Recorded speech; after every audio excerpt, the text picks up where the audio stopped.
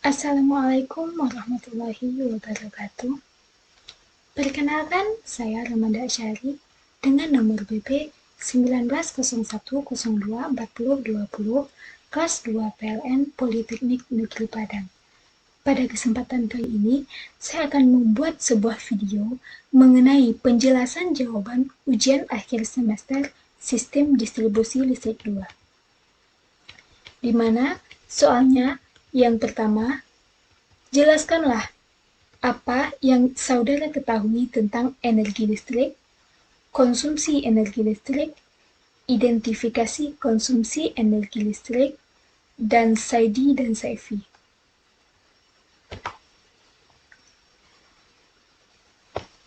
Energi listrik adalah energi utama yang dibutuhkan bagi peralatan listrik untuk membangkitkan tenaga, cahaya, atau energi aplikasi lainnya. Energi ini berasal dari besaran arus dan beda potensial yang dibangkitkan generator listrik. Contohnya, ketika kita menghidupkan bohlam lampu, berarti telah terjadi proses perubahan energi listrik menjadi energi cahaya.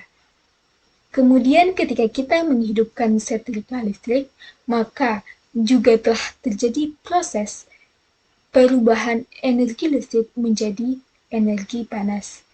Kemudian begitu juga dengan ketika kita menghidupkan kipas angin, berarti telah terjadi perubahan energi listrik menjadi energi gerak. B. Konsumsi energi listrik. Konsumsi energi listrik adalah besarnya daya serap energi pada beban-beban listrik dalam satuan waktu. Contohnya, ketika kita menghidupkan sebuah lampu dengan daya 100 watt, dinyalakan selama 10 jam. Sehingga perhitungan energinya adalah beberapa besarnya daya yang digunakan dikali dengan waktu pemakaian. Jadi 100 watt dikali dengan 10 jam, sama dengan 10.000 watt jam atau 1 kilowatt hertz. Yang ketiga, identifikasi konsumsi energi listrik. Identifikasi konsumsi energi listrik adalah suatu kegiatan yang dilakukan untuk mendata, mengumpulkannya sebagai data awal di dalam mengembangkan data dalam bentuk perkiraan pemakaian energi listrik ke depannya.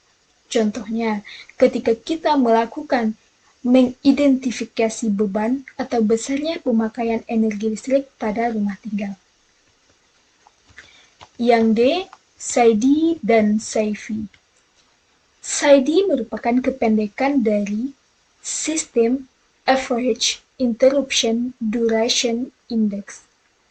SAIDI adalah indeks keandalan yang merupakan jumlah dari perkalian lama padam dan pelanggan padam, kemudian dibagi dengan jumlah pelanggan yang dilayani.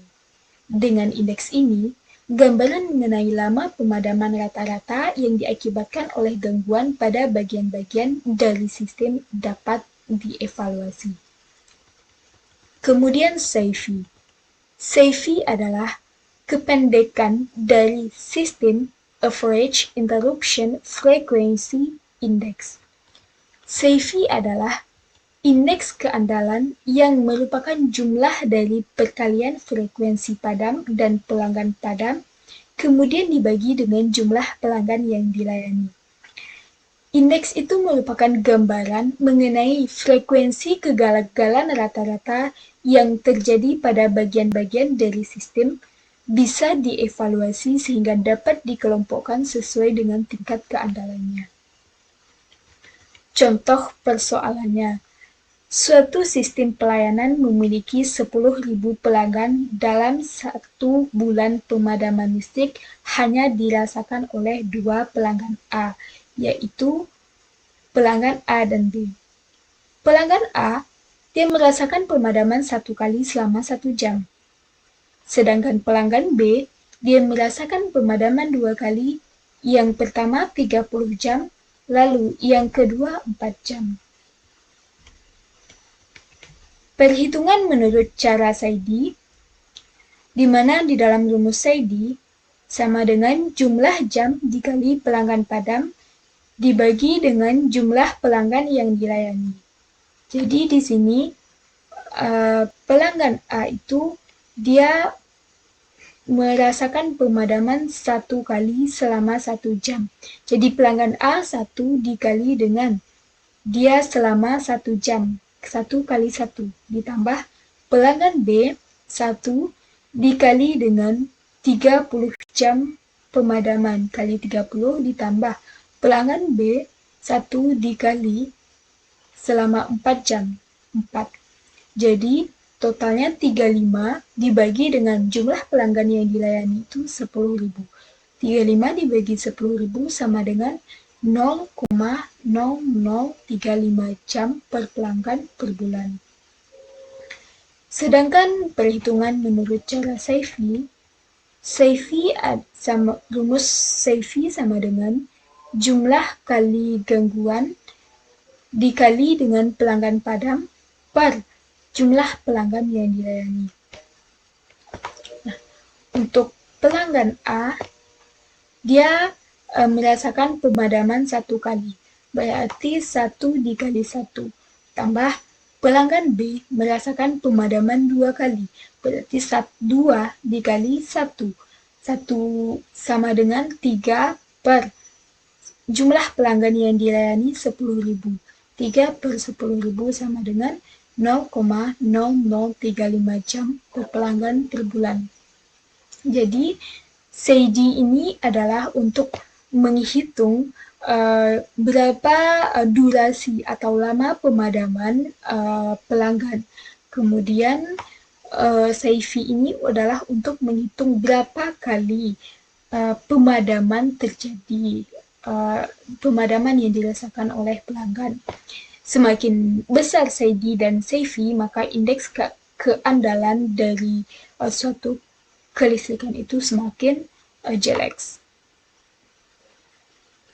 Kemudian untuk soal yang kedua, di dalam melaksanakan tugas perluasan jaringan dan pola pembebanan, yang pertamanya, jelaskanlah langkah di dalam menentukan identifikasi pemakaian energi listrik pada kondisi rumah masing-masing sesuai dengan tugas yang diberikan.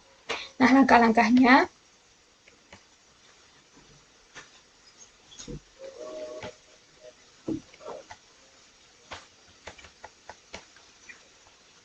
yang pertama kita lihat denah rumahnya. Ini adalah denah instalasi rumah tinggal saya.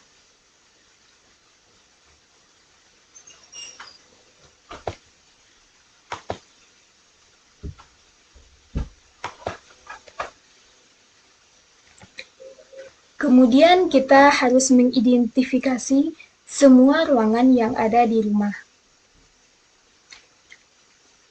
Setelah itu, kita identifikasi semua jenis-jenis beban yang ada di rumah. Nah, di sini di teras ada lampu TL dengan daya sebesar 20 watt. Di ruangan tamu ada lampu TL sebanyak 20 watt dan begitu seterusnya sesuai dengan yang ada. Kemudian langkah selanjutnya kita mengidentifikasi besarnya daya yang digunakan setiap unit jenis beban pada setiap ruangan. Besarnya daya yang digunakan setiap unit. Kemudian kita hitung berapa volumenya. Kemudian kita hitung berapa durasi pemakaian per harinya.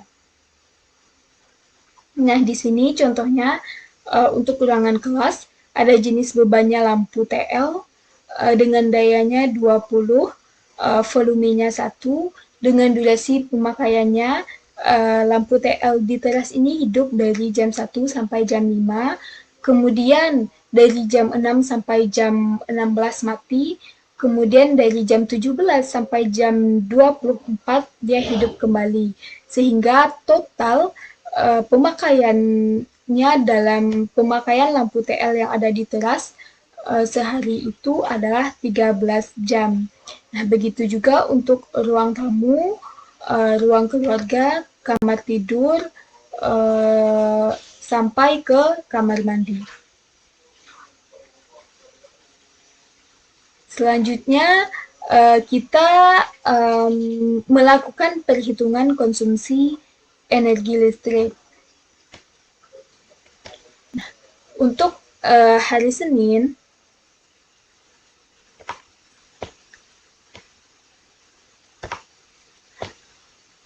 Senin, lampu teras di rumah itu berjenis lampu TL sebesar 20 watt dengan satuannya 1, sehingga daya totalnya adalah 20 watt. Nah, durasi pemakaian perharinya itu selama 13 jam.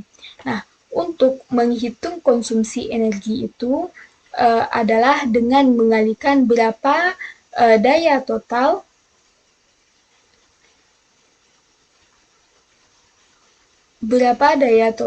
dikalikan dengan berapa lama jam per hari, sehingga didapat 20 dikali dengan 13 sama dengan 0,26. Nah, untuk konsumsi energi atau KWH per bulannya, itu adalah berapa konsumsi KWH per hari dikalikan dengan lama hari kerja.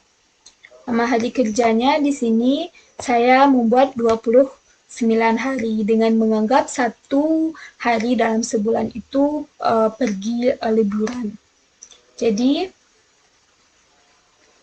di sini KWH-nya adalah sebesar 20 dikali dengan 13, kemudian dikali dengan 29 dibagi dengan 1000, dapat 7,54. Nah, untuk perhitungan konsumsi energi kilokalori per bulan, itu dapat kita cari dengan berapa konsumsi energi KWH per bulannya dikali dengan 1 Joule, kemudian dikali dengan 1 KWH, di mana 1 KWH itu sama dengan 3.600 kJ. Jadi, di sini konsumsi energi kilokalori per bulannya adalah 7,54, konsumsi energi KWH per bulannya 7,54, kemudian dikali dengan 1 Joule itu sama dengan 0,24 kalori. 7,54 dikali dengan 0,24, kemudian dikali dengan 3.600. Sehingga didapatkan hasil totalnya adalah 6,515. Nah, untuk perhitungan harga dari pemakaian energi listrik pada lampu TL dalam 1 hari tersebut adalah dengan mengalihkan berapa konsumsi KWH per bulannya dikali dengan berapa harga dari 1 KWH. Harga dari 1 KWH itu adalah 415. Di sini saya menggunakan daya dengan 450 volt ampere. Jadi, untuk daya 450 volt ampere itu, biaya per KWH-nya itu adalah 415. Sehingga biaya yang digunakan untuk lampu TL di teras selama 1 hari tersebut adalah sebesar 3.129. Nah, begitu juga langkah-langkahnya untuk ruang tamu, ruang keluarga, sampai ke kamar mandi. Untuk di sini, ini adalah rekapan pemakaian energi pada rumah tinggal. Mulai dari hari Senin, jam 1 sebesar 122 watt kilowatt yang digunakan dengan biayanya adalah Rp 50,63. Kemudian jam 2 122 kWh dengan biayanya 50,63. sampai ke 24 jam 24, sehingga total energi yang digunakan pada hari Senin itu adalah 5,89 kWh, dan untuk biayanya dalam sehari itu untuk seluruh rumah adalah dengan menjumlahkan biaya dari jam 1 sampai jam 24, jadi totalnya 2.443. Ini adalah grafik dari kurva pemakaian energi pada hari Senin, di mana puncak dari pemakaian energi itu terjadi pada jam 19, yaitu 558 kWh. Dan ini untuk yang pemakaian dominan selama 1 bulan. Nah, begitu juga untuk hari Selasa, di mana teras ada lampu TL, daya per unitnya 20, satuannya ada 1, kemudian daya totalnya 20. Untuk ruang tamunya lampu TL-nya 20, volumenya 1, dan daya totalnya 20. Sehingga durasi pemakaiannya 13, untuk konsumsi energinya itu adalah dengan mengalihkan berapa daya total, kemudian dikali dengan lama atau durasi pemakaian, dibagi dengan 1000 karena dia kWh. Jadi dapatkan hasil 0,26. Kemudian untuk konsumsi energi kWh per bulan itu bisa juga kita cari dengan berapa konsumsi energi kWh per hari dikalikan dengan jam kerja. Jam kerjanya di sini adalah 29, jadi didapat 7,54. Sedangkan konsumsi energi kilokalori per bulannya itu adalah dengan mengalikan berapa konsumsi energi kWh per bulan, kemudian dikali dengan 0,24, kemudian dikali dengan 3.600, sehingga didapatkan hasil 6,515. Dan jika uang yang harus dibayarkan untuk pemakaian energi tersebut adalah 7,54 dikali dengan 415, sama dengan 3.129, sehingga total untuk hari Selasa ini dalam satu hari itu untuk biaya 1 bulannya adalah 61.475. Kemudian untuk biayanya dalam satu hari itu sebesar 2.228,52. Nah, begitu juga untuk hari Rabu, Kamis, Jumat, Sabtu, dan Minggu. Nah, untuk perhitungan pemakaian energi listriknya ada 2 cara. Yang pertama yaitu dengan pemakaian energi dengan perhitungan tagihan pemakaian listrik per hari dengan sistem prabayar, atau dengan sistem token, di mana kita membeli token terlebih dahulu, kemudian baru nilai token tersebut dikurangi dengan pemakaian kita setiap harinya.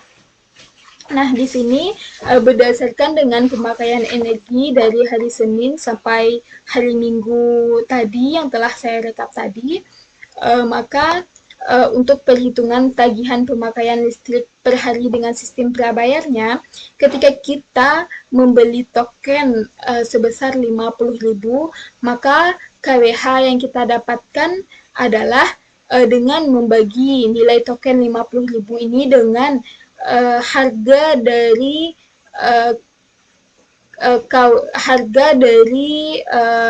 energi listrik per kWh-nya.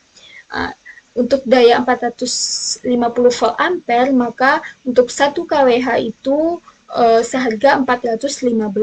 Jadi dengan nilai token 50.000, maka kita akan mendapatkan kWh sebesar 50.000 dibagi dengan 415. 50.000 bagi 415 sama dengan 120,48. Nah, untuk KWH yang digunakan per hari, nah hari Senin tadi berdasarkan data tadi kita mendapatkan KWH yang digunakan selama hari Senin itu 5,89. Jadi KWH kita semula adalah 120,48 dikurangi dengan 5,89. Jadi sisanya itu adalah 114,59. Nah, kemudian dari sisa ini dikurangi juga dengan KWH pada yang telah kita gunakan hari Selasa. 114,59 dikurang dengan 4,89 jadinya tinggal sisanya 109,71 pada hari Selasa. Kemudian hari Rabu kita juga menggunakan energi listrik dengan pemakaian 10,48 sehingga sisanya 109,71 dikurangi dengan 10,48 sama dengan 99,23 pada hari Rabu. Nah, untuk hari Kamis kita menggunakan KWH pemakaian energi sebesar 5,33 KWH sehingga sisanya pada hari Kamis 99,23 dikurangi dengan 5,33 sama dengan 93,90. Nah, untuk hari Jumat kita menggunakan pemakaian energi listrik sebesar 5,08 sehingga hanya bersisa 8,82. Nah, untuk hari Sabtu kita menggunakan pemakaian energi sebesar 5,32 sehingga sisanya 83,50. Dan untuk hari Minggu kita menggunakan pemakaian energi listrik itu sebesar 6,94 KWH sehingga sisanya adalah 6,56 hari Minggu. Sehingga dalam pemakaian seminggu itu ketika kita membeli token 50.000 kita mendapatkan KWH 120,48 KWH dan KWH yang tersisa setelah 1 minggu setelah kita gunakan pemakaian energi listrik itu sebesar 76,56 KWH. Kemudian perhitungan tagihan pemakaian listrik per bulan dengan sistem pasca bayar. Nah, sistem pasca bayar ini adalah sistem di mana kita memakai energi listrik dahulu, kemudian baru kita bayar di akhir. Nah, untuk perhitungan tagihan pemakaian listrik dengan sistem pasca bayar ini, misalkan bulan September pada tahun 2020 dengan jenis tarif R1, pemakaian kita sebelumnya LWBP itu sebesar 3957,25. Kemudian pemakaian beban LWBP kita 94,04 sehingga pemakaian KWH LWBP itu kita kurangkan pemakaian bulan sebelum LWBP dengan pemakaian beban LWBP 3957,25 dikurangi dengan 4094,04 sehingga pemakaian KWH LWBP kita itu sebesar 136,79. Nah, untuk biayanya dengan cara menghitung berapa pemakaian KWH LWBP ini, kemudian dikalikan dengan biaya per KWH-nya itu 450, sehingga didapatkan totalnya 61.555,50 rupiah. Nah, untuk selanjutnya kita harus membayar biaya BPJU sebesar 10% dari biaya pemakaian LWBP. 10% dari 61.555,50 rupiah. 10%-nya adalah 6.155,55 rupiah. Sehingga tagihan total kita itu adalah berapa biaya pemakaian LWBP ditambah dengan biaya BPJU. Jadinya 61.55.050 ditambah dengan biaya BPJU-nya 6.155,55 Rp555,55 Dan begitu juga untuk bulan Oktober, November, Desember, Januari, Februari, hingga Maret.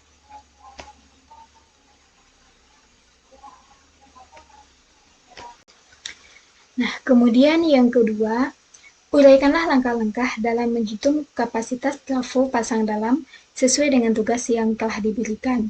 Jelaskan dengan baik setiap sheet tugas yang ada pada file tersebut. Nah, langkah-langkahnya, yang pertama kita harus memberi nama dan kode setiap grup yang terhubung dengan trafo pasang dalam pada gardu distribusi. Kemudian, kita mengidentifikasi penghantar, daya beban, kapasitas terpasang, dan kapasitas terpakai pada setiap grup. Kemudian kita menghitung kapasitas beban atau KW pada setiap grup beban. Yang keempat, kita mengidentifikasi pemakaian beban harian dari setiap grup. Kemudian, mengidentifikasi pola pemakaian beban atau KWH pada setiap grup. Kemudian, mengidentifikasi beban total pada setiap grup. Menghitung berapa tagihan PLN dari total pemakaian daya yang digunakan pada setiap grup. Kemudian kita melakukan perhitungan pada genset. Kemudian kita menghitung demand maksimum individu setiap grup. Kemudian kita hitung juga demand maksimum kelompok setiap grup. Kemudian kita juga menghitung faktor diversitas, demand faktor, load faktor, LLF. Kemudian kita menghitung SID dan SIV pada setiap grup. Ini adalah tugas dari perhitungan gardu pasang dalam. Untuk gardu pasang dalam, ini adalah denahnya. Denah gardu distribusi, gardu pasang dalam. Nah, di sini untuk awalnya kita harus membagi setiap grup. Ada grup gedung akademik, labor bengkel mekanik, gedung elektro, gedung sipil, gedung AB, gedung F, UPT, penerangan taman, kemudian PKM. Nah, untuk selanjutnya kita menentukan penghantarnya dengan ukurannya berapa, KHA-nya berapa, kemudian panjangnya berapa. Kemudian daya bebannya itu sebesar 120 dan juga kita menentukan kapasitas pasangnya, baik itu kapasitas arus ataupun kapasitas daya. Nah, selanjutnya kita tentukan kapasitas terpakainya, berapa kapasitas arusnya, berapa kapasitas dayanya. Kemudian untuk kurva beban harian, pada kurva beban harian ini adalah single line dari jaringan dan gardu diagram sistem distribusi yang tadi. Kemudian untuk menghitung kapasitas bebannya adalah dengan cara 175 ini dikalikan dengan 1,7 dikali dengan 380 dikali dengan 0,9 sehingga totalnya untuk gedung ADM itu kapasitas bebannya sebesar 98. Kemudian untuk mencari pola pemakaian bebannya itu adalah dengan cara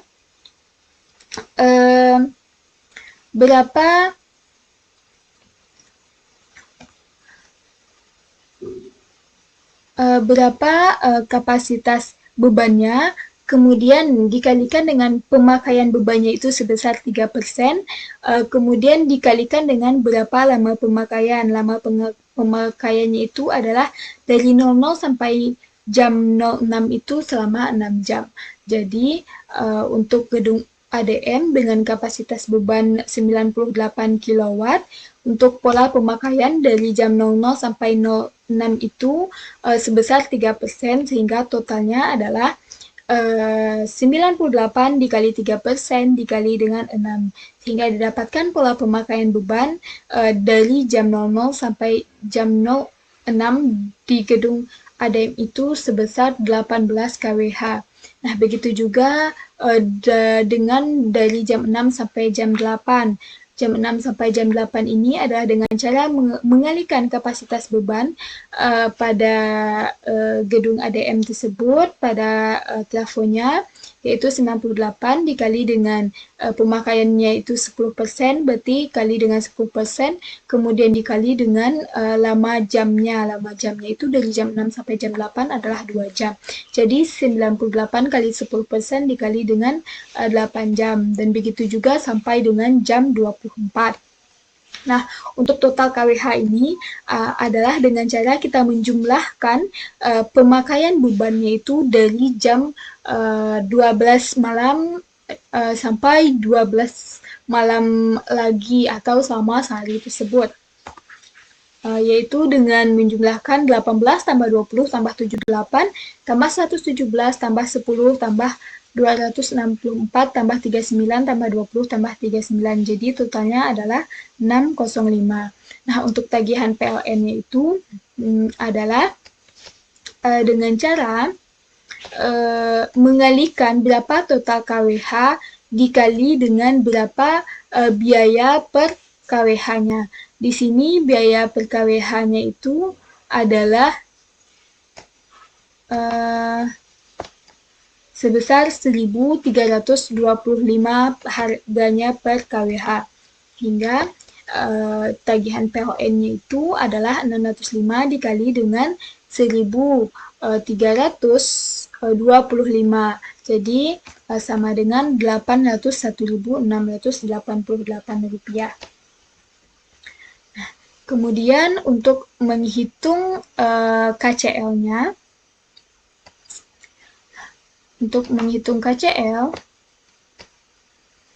maka dapat kita hitung dengan mencari berapa total KWH, kemudian dikalikan dengan biaya 1 KWH itu sama dengan 859,845 kalori. Sehingga hasilnya adalah KCL-nya 520,247. Sedangkan HSD-nya itu adalah dengan membagi KCAL dibagi dengan HSD. KCAL-nya adalah 520,247 dibagi dengan 7.000. Bagi dengan 7.000 sehingga hasilnya 74 HSD. Dan total tagihannya itu adalah dengan berapa HSD per liternya dikali dengan tagihannya itu sebesar 7.725 per liter. Sehingga didapatkan hasilnya 574,130. Kemudian untuk mencari demand maksimal individu itu, caranya adalah kita melihat berapa pola pemakaian beban pada kelompok dari gedung administrasi selama 24 jam itu yang tertingginya. Nah, yang tertingginya di sini ada pada jam 13 sampai jam 16, yaitu sebesar 264 kWh yang digunakan. Jadi, kita untuk mencari demand maksimum individu itu kita bagi antara demand maksimum yang digunakan oleh gedung ADM tersebut dibagi dengan waktunya yaitu selama 3 jam. Jadi 264 dibagi dengan 3. Jadi hasilnya sama dengan 88.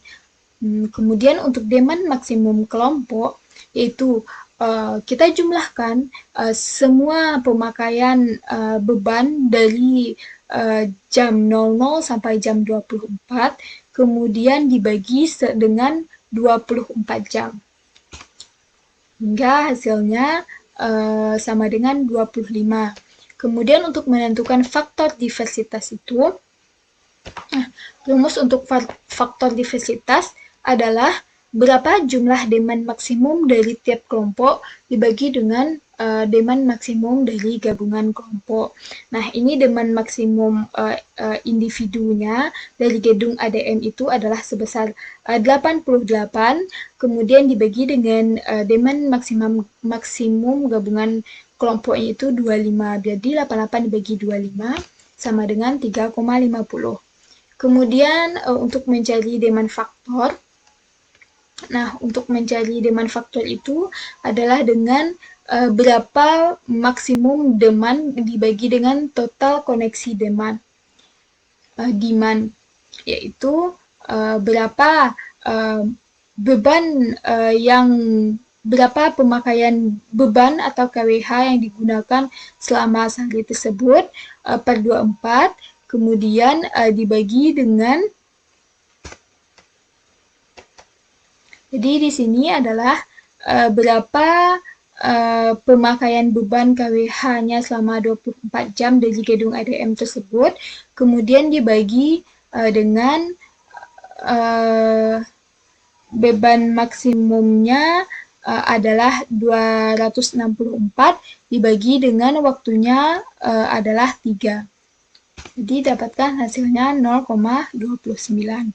Nah, untuk load factor itu merupakan kebalikan dari faktor diversitas tadi. Kalau diversitas itu demand maksimum individu dibagi dengan maksimum kelompok, sehingga sedangkan untuk load factor itu adalah dengan membagi berapa demand maksimum kelompok dibagi demand maksimum individu.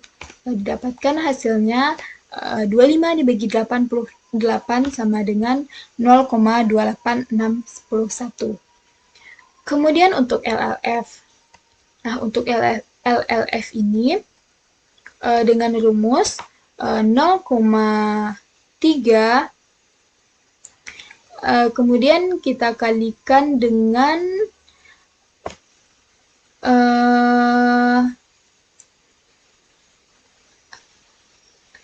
25, kemudian ditambahkan dengan 0,7 kali 25 dikuadratkan. Didapatkan hasilnya 0,1431. Kemudian untuk perhitungan psi D dan psi V-nya dapat kita lihat nantinya di di setiap gedung ADM, labor mekanik, gedung elektro.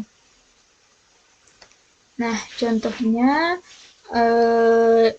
di gedung ADM.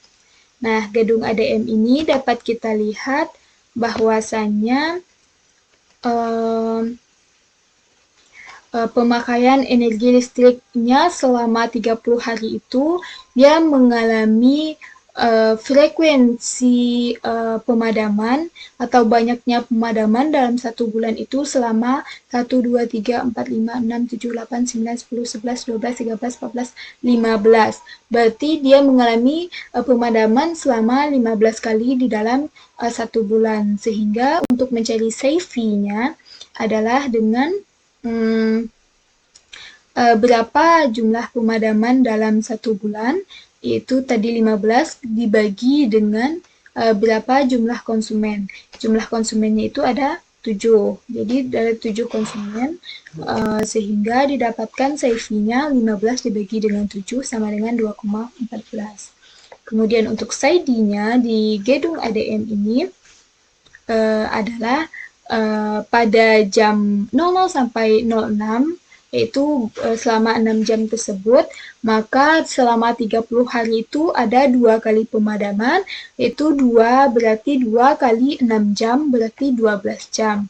Berarti untuk psi V-nya itu adalah 12 jam, kemudian ditambah dengan 1 kali 2, tambah 1 kali 2, berarti ditambah dengan 4 jam, kemudian ditambah dengan 4 jam, kemudian ditambah dengan 8 jam, kemudian ditambah dengan 3 jam, ditambah dengan 3 jam, ditambah 2 jam, kemudian dibagi dengan jumlah konsumennya adalah 7. Sehingga didapatkan SAIDI-nya itu sama dengan 5,14. Nah, begitu juga untuk seterusnya sampai ke gedung PKM dengan cara perhitungan yang sama. Kemudian ada sedikit penjelasan tentang gedung ADM ini. Nah, untuk menghitung daya konsumen, untuk menghitung jumlah konsumen itu, kita dapat menghitungnya dengan 723 dikalikan dengan 0,85.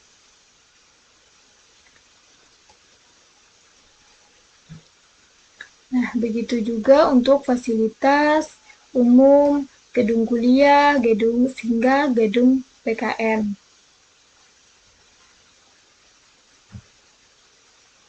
Selanjutnya, tentang uraikanlah langkah-langkah dalam menentukan SAIDI dan SAIFI pada tugas yang sudah dikerjakan. Tunjukkan alamat tugas dan beri lingkaran pada pertemuan ke-7. Nah, langkah-langkah yang dapat kita lakukan untuk menentukan SAIDI dan SAIFI itu, yang pertama kita identifikasi dahulu jumlah pelanggan yang telah kita layani. Kemudian kita hitung jumlah pelanggan yang padam. Kemudian kita hitung berapa kali pemadaman yang dialami oleh pelanggan. Kemudian kita hitung berapa lama pelanggan itu mengalami pemadaman. Nah, untuk di slide ini dapat kita lihat bahwasanya pada penyulang 1 dia jumlah pelanggannya ada sebesar 2.417 dan lama padamnya 23,08 jam. Nah, jam kali pelanggan padamnya itu adalah sebesar 68.679,15. Kemudian jumlah pelanggan padamnya ada 76.261. Sehingga kita dapat untuk menentukan SAIDI-nya itu adalah jam kali pelanggan padam per jumlah pelanggan padam, di mana jam kali pelanggan padamnya itu 68.679,15 dibagi dengan jumlah pelanggan padamnya dibagi dengan jumlah pelanggannya 2.417, sehingga SAIDI-nya sebesar 28,42. Nah, untuk SAIFI-nya, berapa jumlah pelanggan padam dibagi dengan jumlah pelanggan padam, jumlah pelanggan. Jumlah pelanggan padamnya itu adalah 76.261 dibagi dengan 2.417, sehingga SAIFI-nya itu adalah 31,55. Nah, begitu juga untuk penyulang 2 dan penyulang 3. Penyulang 2, SAIDI-nya sebesar 41,68, SAIFI-nya sebesar 44,16. Nah, untuk yang persoalan 3 pada tahun 2020, SAIDI-nya sebesar 10,48 dan SAIFI-nya sebesar 17,94. Nah, semakin banyak SAIDI dan SAIFI-nya, maka sistem distribusi listrik pada penyulang tersebut semakin kurang baik, semakin tidak baik. Kemudian untuk soal yang nomor 2.4, jelaskanlah langkah-langkah perhitungan di dalam menentukan kapasitas beban existing seperti tugas yang diberikan. Nah, untuk menentukan kapasitas beban existing itu, yang pertama kita harus mengidentifikasi tipe konstruksi tiang yang digunakan. Sehingga nantinya dengan adanya tipe konstruksi tiang tersebut, kita dapat menentukan peralatan-peralatan yang akan kita gunakan. Kemudian kita hitung berapa panjang spannya, KHA penghantarnya, berat penghantar, panjang penghantar, gaya horizontal, dan kekuatan tiang. Kemudian kita identifikasi energi listrik jaringan distribusi penyulang dengan menghitung beban atau kilovolt ampere, jumlah konsumen, faktor beban, faktor diversitas, losses, persen dari daya serap konsumen dalam kilowatt, kemudian reverse spending dalam kilowatt. Ini adalah tugas tentang perhitungan kapasitas beban existing. Yang pertama, kita lihat dulu ini adalah peralatan-peralatan yang digunakan. Nah, peralatan ini kita dapatkan dari denah yang telah kita buat dengan menentukan tipe konstruksi. Nah, jika contohnya ketika dia bersudut 0 derajat, maka tipe konstruksinya itu adalah TM01. Nah, kemudian contohnya lagi dari T1 sampai T2 ini. T1 sampai T2 ini kan dia sebesar 30 derajat perbedaan sudut dari kedua tiang itu. Dari jarak kedua tiang itu sudutnya berbeda sebesar 30 derajat sehingga dia tergolong kepada TM2. Dan begitu juga sampai dia tiang ke-20. Nah, dengan kita dapat menentukan tipe konstruksi pada setiap tiang ini, maka kita dapat menentukan alat-alat dan bahannya. Misalnya untuk konstruksi TM1, alat yang dibutuhkan ini, kemudian konstruksi TM2 yang dibutuhkan ini, sampai konstruksi TM14, alat yang dibutuhkan ini. Kemudian setelah itu, ini adalah data FCO, kemudian ini adalah untuk menentukan KHA kabel. KHA kabel kita lihat dapat kita melihat ukurannya. Jika ukuran 50, maka number die of line-nya 7/30 sampai terakhir. Kemudian untuk data teknik ini,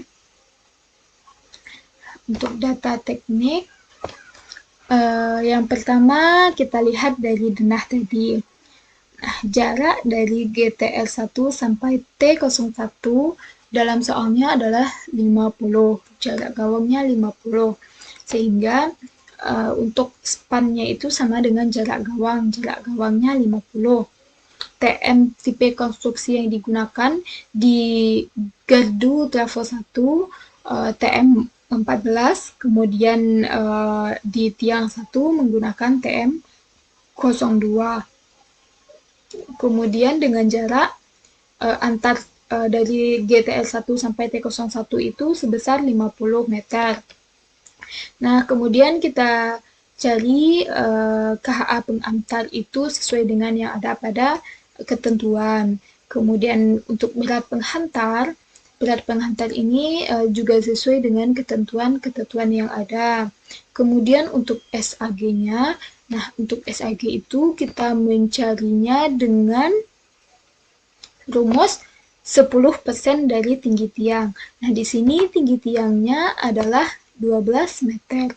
Nah, hingga tinggi tiangnya 12 meter, 10% dari 12 meter itu adalah 1,2.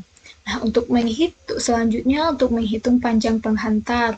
Nah, untuk menghitung panjang penghantar itu, kita dapat melihat di sini panjang penghantar sama dengan berapa jarak dari kedua tiang, A tambah berapa lengkungan dari antara kedua tiang, lengkungan kabel antara kedua tiang itu. Jadi untuk menghitung panjang spannya itu sama dengan A ditambah 8 S kuadrat per 3A. Jadi di sini rumusnya 50 dikali dengan 8 dikali dengan S-nya tadi sebesar 1,2, kemudian dikuadratkan dibagi dengan 3 dikali dengan 50, sehingga didapatkan panjang penghantarnya 50,61. Nah, untuk gaya horizontal itu kita dapatkan dengan mengalihkan massa kali gravitasi, kemudian dikali dengan span.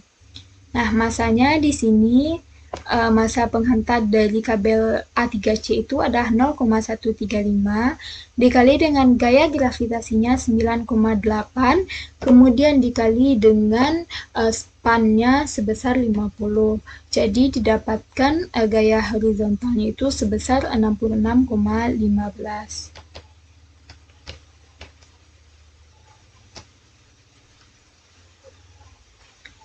Kemudian kita menghitung kekuatan tiang.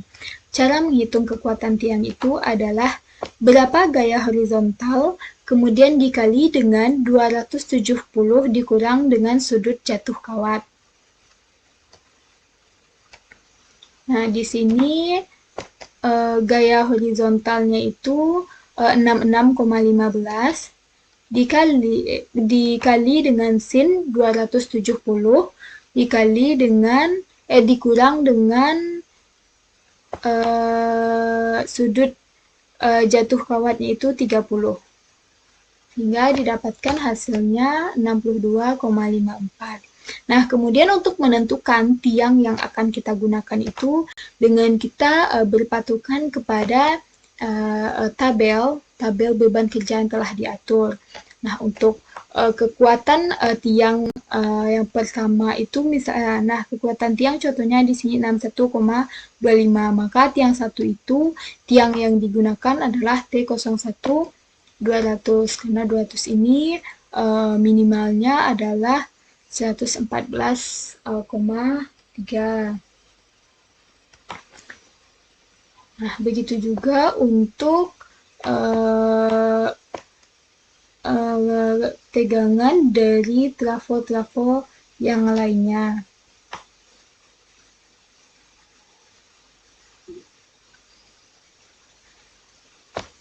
Kemudian kita masuk ke tabel identifikasi. Nah, untuk tabel identifikasi ini, di dalam denah ini kan ada 5 trafo, GTR1, GTR2, GTR3, GTR4, dan GTR5, 5 di bawah. GTR 1, 2, 3, 4, 5. 1, 2, 3, 4, 5. Nah, untuk tabel identifikasi, maka trafo 1 di beban T1 ini, daya trafo tadi untuk trafo 1 itu sebesar 200 kV ampere sesuai dengan yang telah ada pada soal. Kemudian untuk daya per konsumennya di sini saya menetapkan 2200 volt ampere, sehingga untuk jumlah konsumennya adalah 77 konsumen. Kemudian begitu juga untuk beban T2. T2 daya trafonya tadi ada 160 dan daya per konsumennya ada 900 volt ampere, sehingga didapatkan jumlah konsumennya itu sebesar 142 konsumen. Begitu juga untuk beban T3, beban T4 sampai ke beban T5. Kemudian kita masukkan ke dalam tabel identifikasi. Nah, untuk tabel identifikasi, maka kita lihat tadi di trafo 1, beban T1-nya adalah sebesar 200, jumlah konsumennya 77, sehingga didapatkan faktor bebannya adalah dengan cara mencari H8 dikurang dengan dibagi dengan 24. Sehingga untuk faktor bebannya itu adalah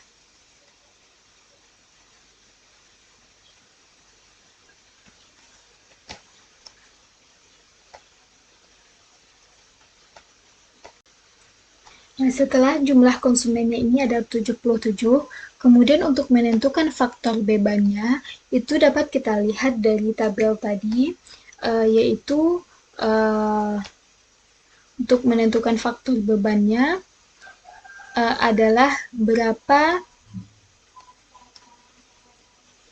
besarnya total konsumsi energi atau KWH-nya itu dibagi dengan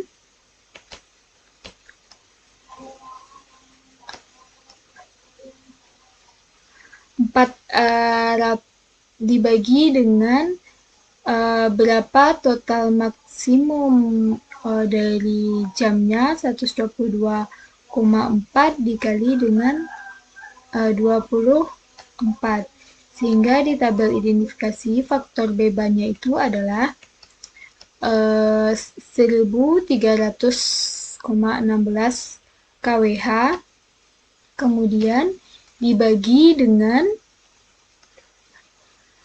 beban maksimum 122,4 dikali selama periodenya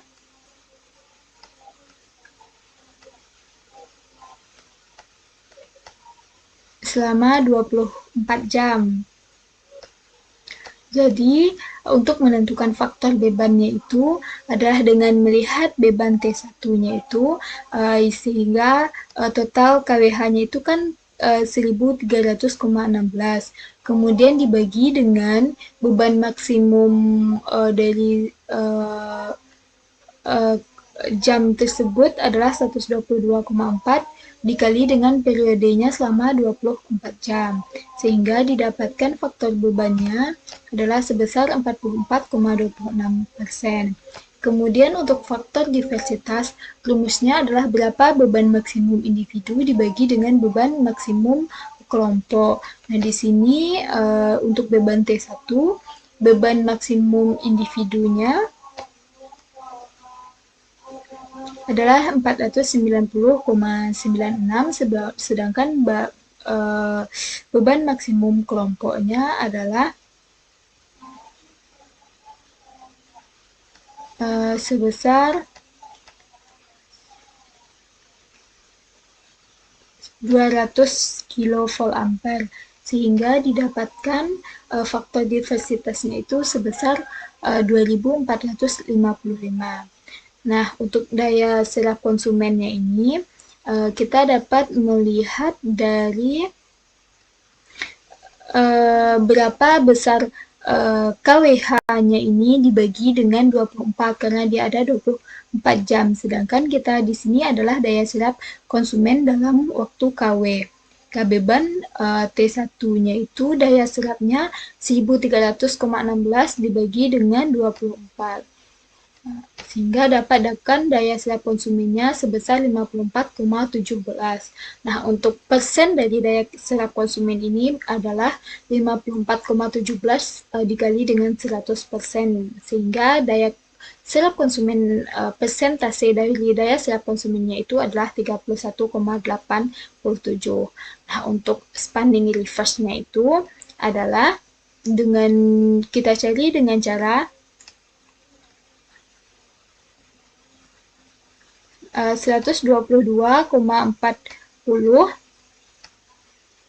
dikurangi dengan 40,8. Nah, 40,8 ini kita dapatkan dari 24% dikali dengan 170 kVA. Sehingga didapatkan spending reverse-nya adalah 119,83. Nah, untuk begitu juga untuk TR2, TR3, TR4 sampai dengan TR5. Untuk soal selanjutnya, jelaskanlah langkah-langkah dalam menghitung konsumsi energi pada tugas perhitungan konsumsi energi pada pertemuan keempat. Nah, langkah-langkahnya yang pertama, kita klasifikasikan dulu setiap kelompok beban sesuai dengan jam pemakaiannya. Kemudian kita hitung total pemakaian daya dari semua kelompok beban. Kemudian kita hitung berapa total waktu pemakaian dari semua kelompok beban. Kemudian kita hitung berapa konsumsi energi listrik total yang digunakan semua kelompok beban per hari.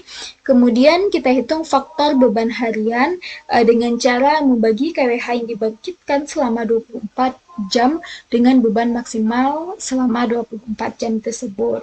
Kemudian kita hitung juga faktor diversitasnya dengan membagi jumlah demand maksimum per kelompok beban dengan demand maksimum gabungan. Kemudian kita hitung besarnya kapasitas trafo di gardu dengan membagi demand maksimum gabungan dengan faktor daya beban tersebut. Nah, ini adalah tugas konsumsi energi pada pertemuan keempat. Nah, ini soalnya suatu gardu distribusi memasuk beban dalam sehari sebagai berikut. Nah, beban kelompok A, kelompok rumah tangganya dari pukul 24 sampai pukul 8 ada sebesar 40 kilowatt. Nah, seperti yang di soal. Kemudian setelah itu kita buat tabel. Nah, dari jam pemakaian dari jam 00 sampai jam 8, maka untuk beban kelompok A itu adalah sebesar 40 kW. Nah, untuk beban kelompok B sebesar 200, tidak ada, karena tidak ada kelompok industri tidak ada memakai pada jam tersebut. Kemudian untuk kelompok C juga tidak ada. Kemudian dari jam 8 sampai jam 12, nah jam 8 sampai jam 12 kelompok beban A memakai energi sebesar 60 kW. Kelompok beban B memakai energi sebesar 210. Kelompok beban C tidak ada menggunakan energi pada jam tersebut. Nah, begitu juga untuk jam 12 sampai jam 14, kelompok beban A memakai sebesar 94 kW, kelompok beban B 210 kW, dan kelompok beban C tidak ada. Kemudian dari jam 14 sampai jam 15, 14 sampai jam 15, kelompok beban A memakai sebesar 90 kW, kelompok beban B memakai tidak ada memakai energi listrik pada jam tersebut, kelompok beban C juga tidak ada. Kemudian jam 6, dari jam 18 sampai jam 22, kelompok beban A memakai 180, beban B tidak ada, beban C juga tidak ada. Kemudian dari jam 22 sampai jam 24, beban A memakai sebesar 50 kW, beban B tidak menggunakan energi listrik pada jam tersebut, dan beban C juga tidak. Sehingga total dari jam 1 sampai jam 8 untuk beban A, B, C, total pemakaian energinya adalah 40 kW dengan waktu pemakaian seharinya 8 jam, sehingga KWH per harinya 40 dikali 8, 320. Dari jam 8 sampai jam 12, total energi yang digunakan oleh beban A ditambah beban B tambah beban C itu sebesar 270, dengan waktu pemakaian dari jam 8 sampai jam 12 itu adalah 4 jam, sehingga KWH per harinya adalah 270 kali 4. Kemudian dari jam 12 sampai 14, dengan total KWH dari yang digunakan oleh beban A tambah beban C tambah beban B itu sebesar 300, dengan waktu pemakaiannya dari jam 12 sampai 14 yaitu selama 2 jam, sehingga KWH per harinya adalah 300 kali 2. Kemudian begitu juga untuk jam 14 sampai jam 15, sehingga jumlah energi yang dipakai untuk semua beban itu sebesar 90, dengan waktu pemakaiannya dari jam 14 sampai 15 1 jam, sehingga KWH per harinya sebesar 90 kWh. Kemudian juga untuk jam 3 jam dari jam 15 sampai jam 18, total KWH yang dipakai untuk semua beban itu sebesar 130, dengan waktu pemakaian 3 jam, sehingga KWH per harinya 130 kali 3. Dan dari jam 18 sampai jam 22, yaitu KW energi yang dipakai untuk semua beban itu adalah sebesar 220 dengan waktu pemakaian 4 jam, sehingga KWH per harinya 220 kali 4, 880. Nah, begitu juga dari jam 22 sampai 24 dengan KW-nya adalah 50 untuk dan waktu pemakaiannya 2 jam, sehingga KWH per harinya 50 kali 2, 100. Nah, untuk menentukan faktor beban harian itu adalah dengan cara berapa KWH yang dibangkitkan di dalam T, kemudian dibagi dengan beban maksimum selama T. Nah, di sini KWH yang dibangkitkan dalam T itu adalah sebesar 3.460. Kemudian dibagi dengan beban maksimum selama T. Nah, beban maksimum di sini adalah 300 dikali dengan dalam kurun waktu 24 jam, dikali dengan 24 jam. Sehingga didapatkan faktor beban hariannya itu adalah 48,06%.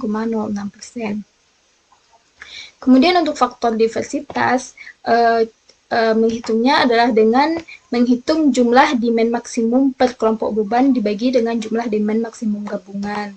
Nah, untuk jumlah demand maksimum per kelompok beban itu, kelompok beban A jumlah maksimumnya energi listrik demand maksimumnya itu adalah sebesar 180, kemudian ditambah dengan kelompok B 210 demand maksimumnya, kemudian kelompok C demand maksimumnya adalah 40. Kemudian dibagi dengan demand maksimum gabungannya itu adalah 300. Jadi dapatkan faktor diversitasnya sebesar 1,43. Nah, untuk menentukan besar kapasitas trafo di gardu, maka kita dapat mencarinya dengan berapa demand maksimum gabungan dibagi dengan faktor daya beban. Nah, di sini di tabel tadi didapat demand maksimal gabungannya itu 300, kemudian dibagi dengan faktor daya beban itu adalah 0,5. 300 bagi 0,5 sama dengan 352,94 kVA. Itulah penjelasan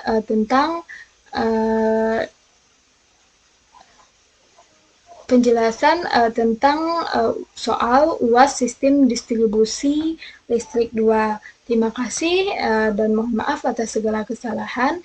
Assalamualaikum warahmatullahi wabarakatuh.